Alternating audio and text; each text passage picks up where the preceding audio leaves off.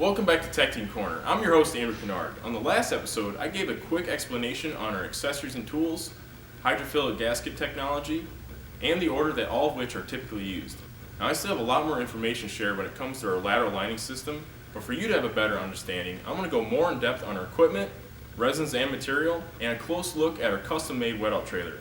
If you have any questions, comment below or call us anytime. Now, before I start talking about the equipment, I want to wrap up the fine details of the launch tank. From the ground to the top of the regulator assembly is just about 5 feet. From the outside of the spindle to the outside of the inversion wheel is just under 30 inches. So it should allow you to be able to carry it through any doorway. And on the bottom we have a ball valve to dump any water that's left inside the tank. Now let's start talking about the equipment.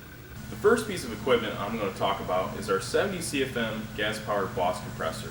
A common question I've been asked is why would you need a compressor with that amount of CFM, and why is it the least amount that we recommend to be used? When it comes to an air inversion process, there are many factors that can cause an increase or drop in air pressure. A few examples that can cause an increase are multiple bends in the pipe or changes in the pipe diameter. Now, just to give you a brief explanation of what I'm talking about, a smaller pipe diameter such as this 3-inch PVC has less volume than this 8-inch clay.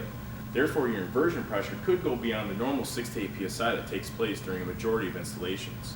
A drop in pressure would more than likely be caused by a puncture or tear in your bladder.